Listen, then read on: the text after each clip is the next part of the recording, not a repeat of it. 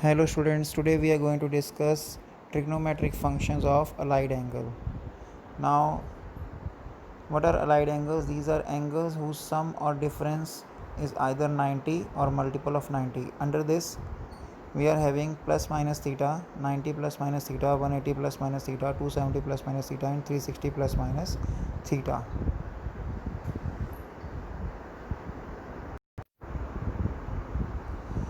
So we have done one special case of these angle in 10th class where we have done sine 90 minus theta is equal to cos theta, like that. Now this was special case of this general result. Now we have to do all these angle. Now 90 minus theta case was having 6 results, so we can see 90 plus minus theta will be having 12 formulae. Same with 180 plus minus theta, 24, then 36, 48. So 60 formulae are there under this topic, but we can avoid to cram these formulae using some simple rules. So these rules I am going to discuss here, which can reduce your effort to learn these formulae. So first rule is that 360-degree angle can be divided into 4 parts known as quadrant.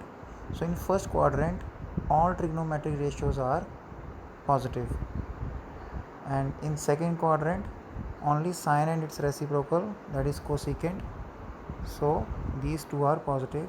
In third, tan and its reciprocal, that means cot, these two are positive. And last, in fourth quadrant, cos and its reciprocal, that is secant, are positive. So all sine, tan, cos, it's a abbreviation. So sometime in some books it is written after school to college, or after school to college, or add sugar to coffee. This abbreviation is used. So this can be used as a trick to remember.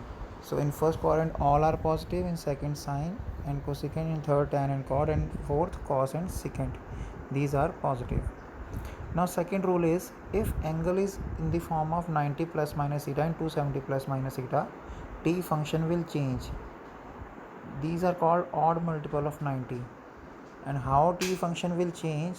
So we have witnessed this change in 10th class. That means sine is changed in cos, like sine 90 minus theta is cos theta, and cos 90 minus theta is sin theta. So I have put double headed arrow.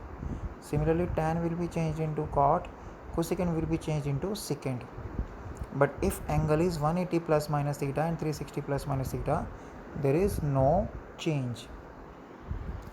So let us use these two rules to find the values of angle which are greater than 90. Now let us find first value, sine 120. So I can write sine 120 as sine 90.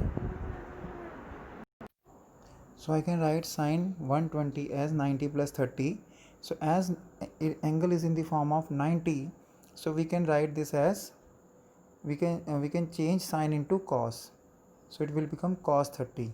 And first thing which I can judge from watching by watching this question, that angle is 120, which is obviously lying in second quadrant, and in second quadrant sine is positive, so that my final answer will be positive.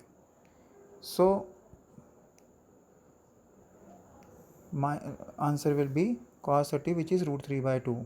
Some students say that in second quadrant cos is negative, so why don't we put negative sign here? So reason is that original function is sine, cos is converted function, and as cos is converted function, so we won't consider cos sine of cos, but we will consider the positive or negative sign of sine. So as sine is positive in second quadrant, so answer will be positive.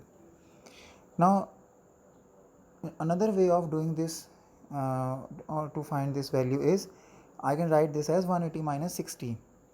Now as 180 angle is there, so there is no change, sine 60 will be written as it is, and sine will be remain as it is, and sine will be positive. Why positive? Because quadrant is still second, and in second quadrant sign is positive, so that sine 60 is root 3 by 2. So in both ways we are getting correct answer. So it doesn't matter whether you opt 90 plus minus theta or 180 plus minus theta, any way you will have same result. Now let us try one more, cosecant 210. So we can write this as cosecant 210 means third quadrant. So my answer is going to be negative because tan and cot are positive, not cosecant. So it is 270 minus 60. Now 270 is there, so cosecant will be written as secant, because in 270 and 90 ratios are changed. So it is secant 60 and secant 60 is 2, and negative sign I will place here because I am replacing cosecant due to 270 minus theta. So negative sign will be there and cosecant will be removed. So final answer is minus 2. Whereas if I write 210 as 180 plus 30, angle is still in third quadrant. So cosecant will remain cosecant, but negative sign will be there. So it is cosecant 30, which is again minus 2.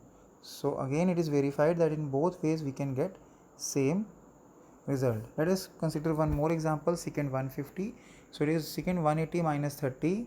So as in 180 quadrant will trigonometric ratio will not change. So it is secant 30, and as it is in second quadrant where secant is negative, so it is minus secant 30 or minus 2 by root 3.